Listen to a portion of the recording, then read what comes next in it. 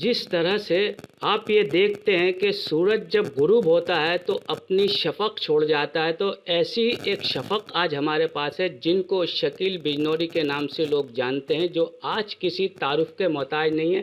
Back وقت ایک ساتھ ہی انہوں نے کئی کام انجام دیے ہیں، جیسے بہترین آرٹسٹ، بہترین فوٹوگرافر، بہترین شاعر، پورے خطے میں ان کا نام ہے اور لوگ ان کو استاد شاعر بھی مانتے ہیں۔ لیکن ہم سب سے پہلے ان سے سوال کریں گے ان کی پینٹنگ اور فوٹوگرافی کا، اس کے بعد ہم دوسری چیز پر آئیں گے۔ دیکھیے، پینٹنگ تو ایسا ہے کہ یوں سمجھیے کہ کچھ چیزیں اللہ کی طرف سے عطا ہوتی ہیں، اور پینٹنگ بھی مجھے لگتا ہے کہ وہ اللہ کی طرف سے معاملہ تھا، اس لیے کہ جب میں انٹر میں تھا، سائنس سے کر رہا تھا، بایو سے کیا ہے میں نے انٹر، لیکن میں نے اپنے والد سے کہا، جب انہوں نے مجھے آگے وہ بھیجنا چاہتے تھے تو وہ چاہتے تھے کہ میں ڈاکٹر بنوں، تو میں نے ان سے کہا، اب میں نے میرے لیے ایک خواب دیکھا ہوگا، ہر والد دیکھتا ہے، لیکن ان کے اور میرے خواب میں ذرا سا فرق تھا۔ میں نے ان سے کہا کہ میں تو آرٹسٹ بننا چاہتا ہوں۔ وہ کچھ دیر خاموش ہو گئے، کیونکہ ان کا جو بہت بڑا سپنا تھا اسے ٹھیس لگی تھی، لیکن بہت اچھے باپ تھے، وہ بہت اچھے دوست تھے، وہ اور بہت اچھے صلاح کار تھے۔ وہ چپ ہو گئے، اور چوتھے دن انہوں نے مجھ سے پوچھا کہ ہندوستان میں 4 بڑے آرٹس کالج ہیں، ایک نہان، ایک بامبے، ایک کلکتے کا اور ایک لکھنؤ کا آرٹس کالج، آپ کہاں جانا پسند کریں گے؟ جوانی کے دن تھے، تو میں نے ان سے، مجھے اس وقت انٹرسٹ ہر کسی کا تھا بامبے کی طرف، میں نے ان سے کہا میں بامبے جانا چاہتا ہوں، میں بامبے کے لیے۔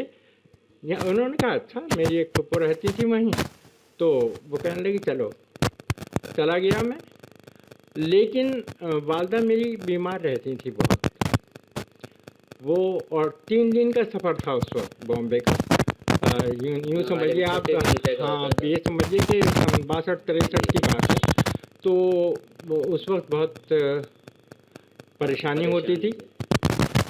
تو ایک دن، اس زمانے میں فون بھی زیادہ نہیں تھے، تو مطلب خط و کتابت کا ہی معاملہ تھا، لیکن ان کا خط مجھے جب ملا تو اس کے اندر یہ لکھا تھا کہ شکیل میاں،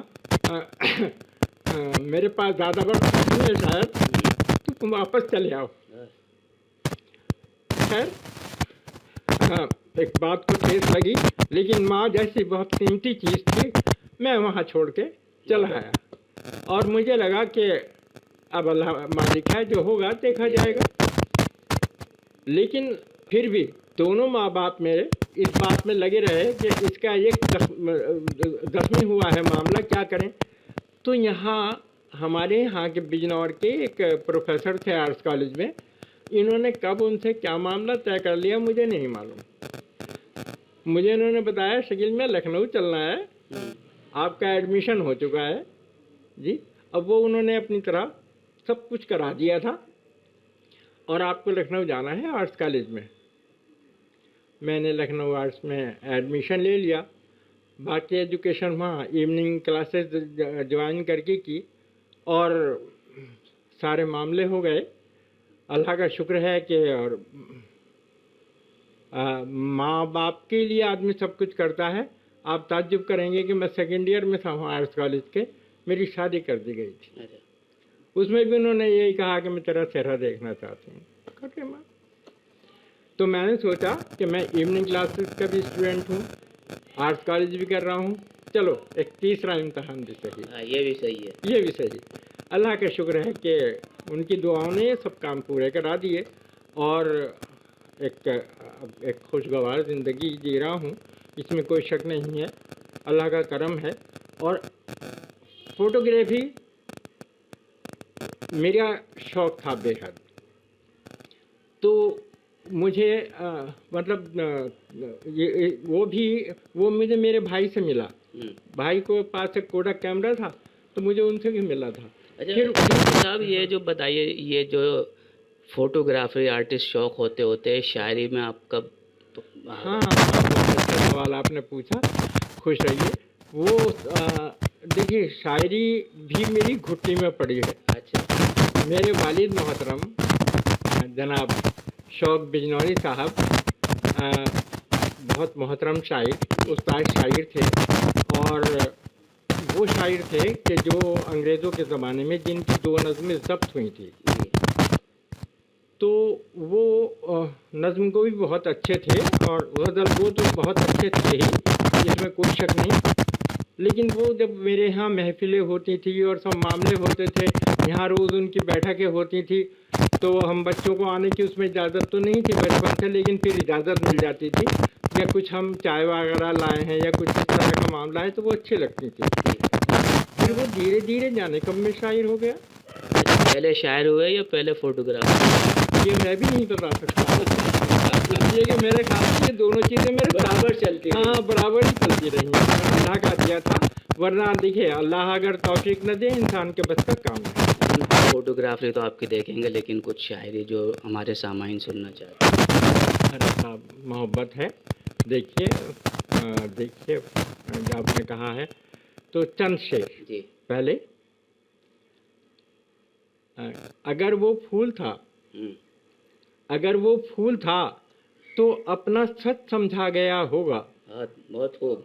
अगर वो फूल था तो अपना सच समझा गया होगा, कि जिन हाथों ने मसला है उन्हें महका गया होगा, वाह वाह, बहुत अच्छे। कि जिन हाथों ने मसला है उन्हें महका गया होगा, ये प्यासी रेत की लहरें भला पानी को क्या जाने, हाँ। ये प्यासी रेत की लहरें भला पानी को क्या जाने, यकीनन इस तरफ से भी कभी दरिया गया दरिया होगा। गया होगा, बहुत जी। खूब, बहुत अच्छे। और एक गज़ल सुन लीजिए, जी। आज के मिजाज की गज़ल सुना देता हूँ, इसलिए कि हम लोग कुछ दूर आगे अब जिद्दत की तरफ लौट आए हैं। एक गज़ल सुन लीजिए। मैं भी कैसा दीवाना हूँ, मैं भी कैसा दीवाना हूँ, दिन में जुगनू ढूंढ रहा हूँ, मैं भी कैसा दीवाना हूँ, दिन में जुगनू ढूंढ रहा हूँ, नकली गुलबूटों के अंदर असली खुशबू ढूंढ रहा हूँ। वाह वाह, बहुत अच्छे, वाह वाह उस्ताद, बहुत नकली खुशबू के अंदर असली खुशबू ढूंढ रहा हूँ। और देखिए एक मतलब कि अमृत सागर तक पहुँचा दे, अमृत सागर तक पहुँचा दे, ऐसा जादू ढूंढ रहा हूँ, अमृत सागर तक पहुँचा दे, ऐसा जादू ढूंढ रहा हूँ, ढेर पे एक बारूद के बैठा, मौत पे काबू ढूंढ रहा हूँ। बहुत अच्छे, बहुत अच्छे। ढेर पे एक बारूद के बैठा, मौत पे काबू ढूंढ रहा हूँ, दरिया दरिया लहरों लहरों गीत सजाकर हार गया, दरिया दरिया लहरों लहरों गीत सजाकर हार गया, अब तो हूँ एक बूढ़ा मांझी, अंतिम टापू ढूंढ रहा हूँ। बहुत अच्छे, बहुत अच्छे। अब तो हूँ एक बूढ़ा मांझी, अंतिम टापू ढूंढ रहा हूँ। और शेर देखिए, वो भी मुझको भेंट चढ़ाने, वो भी मुझको भेंट चढ़ाने, काली नागन लाया है तो, वो भी मुझको भेंट चढ़ाने, काली नागन लाया है तो, डंक से पत्थर पानी कर दे, मैं वो बिच्छू ढूंढ रहा हूँ। डंक से पत्थर पानी कर दे, मैं वो बिच्छू ढूंढ रहा हूँ। और शेर देखिए कि शिकायती शेर है कि वो और मैं तो पहरों बैठे प्यार की बातें करते थे, वो और मैं तो पहरों बैठे प्यार की बातें करते थे, वो भी खंजर ढूंढ रहा है, मैं भी चाकू ढूंढ रहा हूँ, वो भी खंजर ढूंढ रहा है, मैं भी चाकू ढूंढ रहा हूँ। और मोहब्बत। और शेर देखिए कि दरिया रेत घरौंदे साथी, जी दरिया रेत घरौंदे साथी, कब के पीछे छूट गए सब, दरिया रेत घरौंदे साथी, कब के पीछे छूट गए सब, दीवाना हूँ कब से बैठा, रेत में आंसू ढूंढ रहा हूँ, दीवाना हूँ कब से बैठा। फिर पढ़िए इस वाले शेर को। हाँ जी, दरिया रेत घरौंदे साथी, कब के पीछे छूट गए सब, दीवाना हूँ कब से बैठा, रेत में आंसू ढूंढ रहा हूँ, मैं भी कैसा दीवाना हूँ, दिन में जुगनू ढूंढ रहा हूँ, नकली गुलबूटों के अंदर असली खुशबू ढूंढ रहा हूँ. वाह वाह वाह, ये उस्ताद आप ही का हक है. लेकिन उस्ताद ये बताइए, जो पहले शायरी होती थी और पुरानी शायरी और अब की शायरी में ज़मीन आसमान का फ़र्क आ गया. उस तरह आप बैठे उस्ताद शोरा के साथ, किस तरह से शाइस्तगी से गुफ्तगू होती थी, और आज जो शायरी हो रही है और पहली शायरी में क्या फ़र्क है? हाँ, देखिए, पहले तो जो आपने ये आखिर वाली बात कही, इसे मैं आपसे अर्ज कर दूं बिल्कुल बिल्कुल. कि पहली वाली शायरी का मतलब था लोगों का एक अच्छे ज़ौक़ में शामिल होना और हम मजाक होना, और उसके अंदर एक शाइस्तगी थी, वो हमसे कहीं छीन गई है. जी. आज के महफिलों में जी वो कुछ तमाशा ज़्यादा है और अदब कम है. अदब. दूसरी बात, उसके अंदर सबसे बड़ी बात यह है कि जो तहज़ीब, जो तमद्दुन जी और ज़बान को जानने का भी मामला था, वो भी कहीं ना कहीं ख़त्म हुआ है, छूट गया है हमसे. हमारे घर में अंग्रेज़ी बोलने वाले बच्चे आपको ज़्यादा मिल जाएंगे जी, हिंदी जानने वाले बच्चे ज़्यादा मिल जाएंगे, उर्दू वाले शायद ही कुछ घरानों में मिले. तो ये एक कर्ब उर्दू के साथ है, और इसके वास्ते देखिए हर बात के लिए कोशिश की जा सकती है. बिल्कुल. वैसे ये ज़रूरी भी है, और अक्सर होता यह है कि जो ज़बानें पेट से जुड़ जाती हैं वो ही आगे जाके तरक्की करती हैं. ज़रूरत की ज़बान होती हैं जी. एक ज़माना था कि फ़ारसी का ज़माना था जी, हाँ, मुग़लों का दौर था, और उसके बाद फिर हमारे यहाँ जी, हाँ जी, उर्दू का चलन हो गया जी, और एक ज़माने तक उर्दू का मामला रहा. फिर कुछ और तब्दील हुआ दौर, तो हिंदी का चलन हमारे यहाँ हुआ. और अब क्योंकि ग्लोबल ज़बान जो है पूरी दुनिया से जुड़ा हुआ आदमी है, अब इंटरनेट से जुड़ा हुई ज़िंदगी है, तो ग्लोबल लाइफ के लिए उसकी लैंग्वेज जो है वो अंग्रेज़ी है, और वो हमारी सबकी ज़रूरत है. बिल्कुल. तो लोग अंग्रेज़ी ही पढ़ते हैं. उन्होंने हमारी सब ज़बानें जो हमारी अपनी थीं, नुकसान हुआ है बहुत बड़ा, वो सब उठा के उन्होंने ताक में रख दिया है. अब रही बात गज़ल के सफ़र की. गज़ल अपना जो रिवायती सफ़र है, मेरा मानना यह है, हालांकि वो बुनियादी चीज़ है हमारी और बहुत ही बढ़िया चीज़ है जिस पर हम फ़ख्र करते हैं, लेकिन मेरा मानना यह है कि जो रिवायत है, रिवायती शायरी है, वो अपना सफ़र तय कर चुकी है. उसके अंदर इतना सब कुछ हमारे असातिज़ा ने कह लिया है कि उनसे आगे जाके कुछ कहने का मामला बाकी नहीं रहा जी. इसे हमें बड़ी सच्चाई से कबूल कर लेना चाहिए.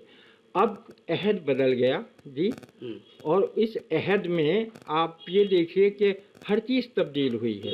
अब शमा नहीं है, बल्ब है जी. अब और हमारी ज़िंदगी जो है वो हमारे यहाँ घोड़े नहीं हैं, अब हमारे यहाँ कारें हैं, और हमारी ज़िंदगी बिल्कुल ही तब्दील हो चुकी.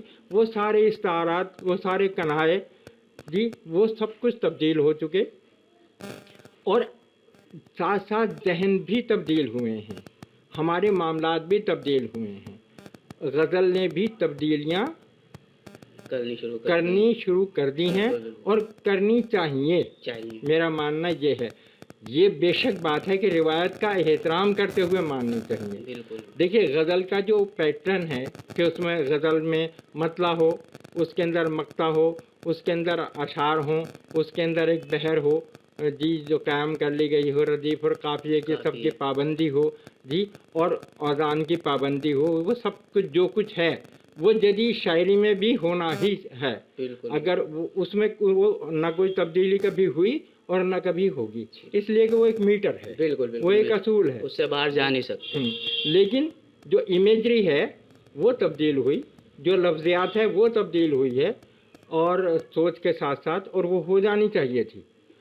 हर दौर के साथ बदलती है ज़बान. अच्छा उस्ताद, अभी जो है आखिर में आप जो नए शायर आ रहे हैं या जो नए लोग आ रहे हैं, ख़ासकर उर्दू के हवाले से, तो आप क्या उन्हें कहना चाहेंगे?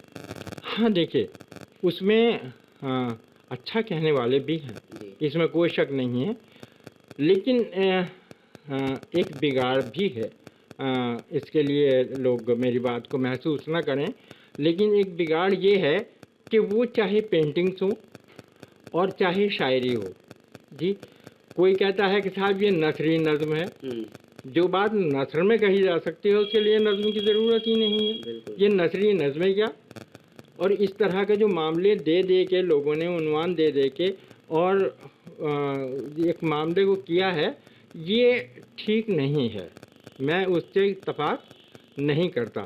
میں صرف یہ دیکھیے اس کے اندر چاہے وہ نظم ہو یا کوئی بھی چیز ہو، جی لیکن وہ اس کے اندر معاملہ ہونا چاہیے۔ میرے یہاں ہندی دوستوں نے ایک بات یہ کہی، میں نے ان سے یہ بات کہی تو وہ کہنے لگے یار ایک مطلب نظم، آزاد نظم کیسی ہونی چاہیے؟ تو میں نے انہیں کہہ کے بھی دکھائی، جی آپ کہیں میں سنا دوں چھوٹی سی؟ بالکل بالکل سنائیے۔ پہلے مجھ سے ماں کہتی تھی، بارش کی بوندوں سے دیکھو کیسی دھرتی مہک اٹھی ہے، کیسا امرت برس رہا ہے، اور تم میرے پیارے بیٹے گھر کے بھیتر ہی بیٹھے ہو، باہر ساون ناچ رہا ہے۔ پہلے مجھ سے ماں کہتی تھی، بارش کی بوندوں سے دیکھو کیسی دھرتی مہک اٹھی ہے، کیسا امرت برس رہا ہے، اور تم میرے پیارے بیٹے گھر کے بھیتر ہی بیٹھے ہو، باہر ساون ناچ رہا ہے۔ اب مجھ سے ماں یوں کہتی ہے، کیسی تیزابی بارش ہے، نسلیں فصلیں سب کچھ جیسے جھلس رہا ہے، اور تم میرے پیارے بیٹے رام سے بیٹے ہاتھ پہ ہاتھ دھرے بیٹھے ہو، باہر راون ناچ رہا ہے۔ تو دراصل ہمارا جو وقت ہے وہ بدل چکا، ہمارے استعارات بدل چکے، ہمارا پیٹرن بدل چکا، تو اگر اچھی بات ہے کہیں بھی تو اسے قبول کر لینا چاہیے، اور وہ چاہے ہندی میں ہو، چاہے اردو میں ہو، چاہے کہیں بھی ہو، لیکن اگر اچھائی ہے تو وہ آپ کی ہے، اسے آپ کو لے لینا چاہیے۔